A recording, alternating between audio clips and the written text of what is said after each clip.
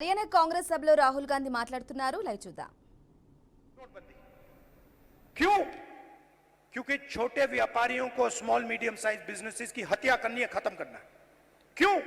क्योंकि 10-15 लोग चाइना का माल हिंदुस्तान में बेचना चाहते हैं, बनाना नहीं चाहते. जो आप काम करते हो, जो छोटे बिजनेस वाले करते हैं, हाथ से बनाते हैं,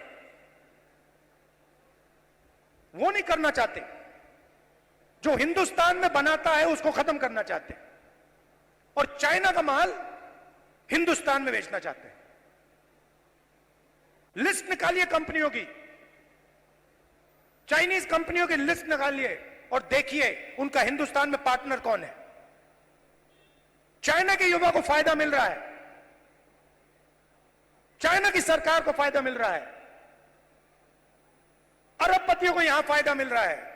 नरेंद्र मोदी जी की मार्केटिंग हो रही है और देव चिल्ला रहा है, चीख रहा है, मेरे पापा को वापस लाओ, मुझे अपने पापा चाहिए. मैं सोच रहा था जब मैं घर जाऊंगा मैं देव के लिए थोड़े खिलौने भेजूंगा. फिर मैंने सोचा क्या मतलब, खिलौने से क्या होगा, फुटबॉल से क्या होगा, क्रिकेट बैट से क्या होगा, वो तो अपना पापा चाहता है. तो ये हरियाणा की हालत है और ये हम बदलना चाहते हैं.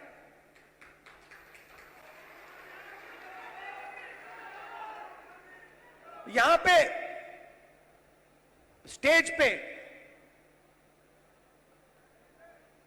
पुनिया जी बैठे हैं, कहां है ये और इनके जैसे लोग गोल्ड मेडल पाते हैं. मैं इनके जिम में गया, ये 24 घंटा लगे रहते हैं.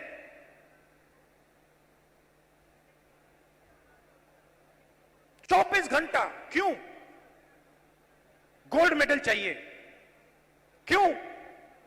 हरियाणा का नाम रोशन करना, हिंदुस्तान का नाम रोशन करना. पूरी दुनिया में हम चाहते हैं कि हरियाणा का नाम जाए, हिंदुस्तान का नाम जाए.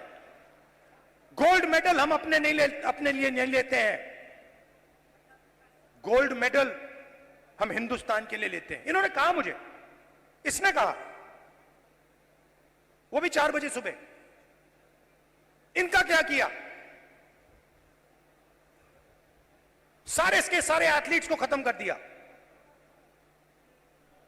इनके बहनों का सेक्सुअल हरासमेंट हो रहा है और जो कर रहा है उसकी रक्षा चल रही है. 24 घंटे टीवी पे देखो, वो रो रही है, कोई फर्क नहीं पड़ता.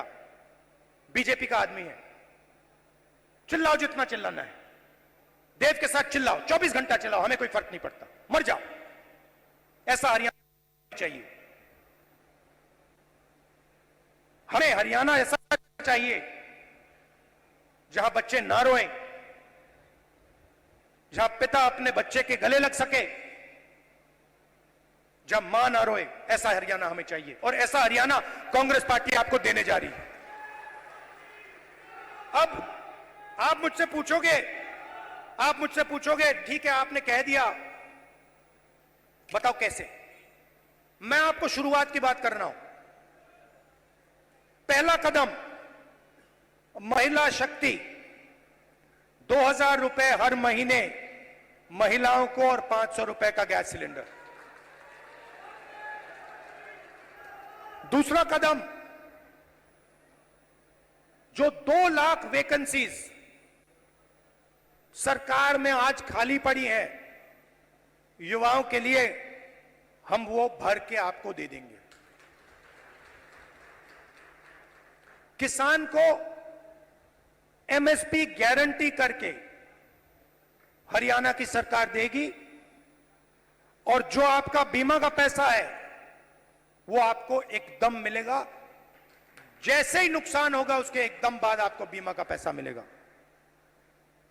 गरीबों के लिए घर, 100 गज के प्लॉट और 3.5 लाख रुपए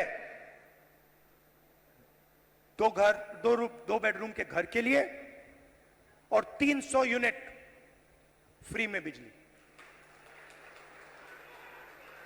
मगर ये लड़ाई सिर्फ हरियाणा की नहीं है. मैं आपको बताऊं, ये लड़ाई हिंदुस्तान की लड़ाई है और ये लड़ाई कॉन्स्टिट्यूशन को बचाने की लड़ाई है. मैंने इसके बारे में बहुत सोचा है. ये हो क्या रहा है, ये बीजेपी के लोग कर क्या रहे हैं? ये कॉन्स्टिट्यूशन पर आक्रमण कर रहे हैं।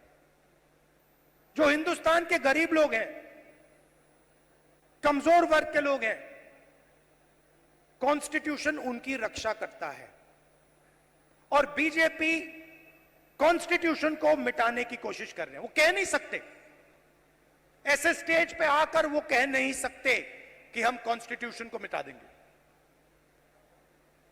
मगर वो करते हैं। सारी की सारी संस्थाओं को आरएसएस के लोगों के हवाले कर दी है। पूरा कंट्रोल नागपुर का है, उसमें हिंदुस्तान के 90% लोगों के लिए कोई जगह नहीं है। आप देख लीजिए, आप लिस्ट निकालिए, जिन जिन लोगों को आरएसएस ने हिंदुस्तान की संस्थाओं में डाला है, लिस्ट निकालिए। चाहते हो मैं दे दूंगा आपको। उसमें ना आपको एक ओबीसी मिलेगा, ना आपको एक दलित मिलेगा, ना आपको आदिवासी मिलेगा।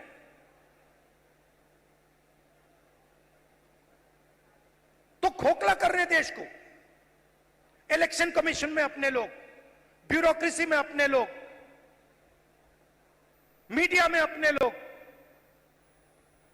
इंटेलिजेंस सर्विसेज में अपने लोग, और 90% हिंदुस्तान के लिए कुछ नहीं। इसलिए हमने चुनाव में जाति जनगणना की बात की।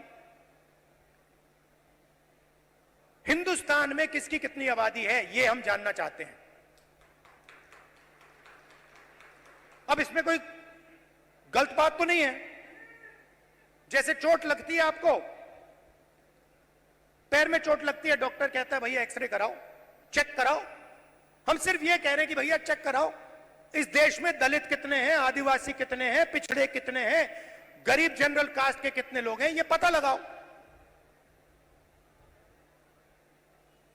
कभी आरएसएस कहती है करना चाहिए, अंदर से कहते हैं भैया ये मत करवा देना।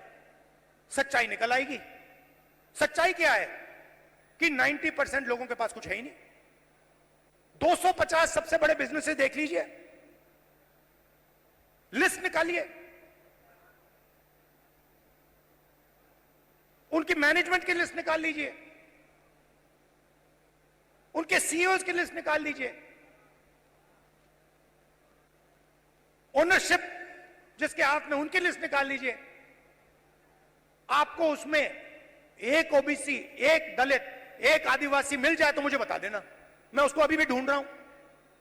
कॉर्पोरेट इंडिया में 90% हिंदुस्तान का एक भी व्यक्ति नहीं है।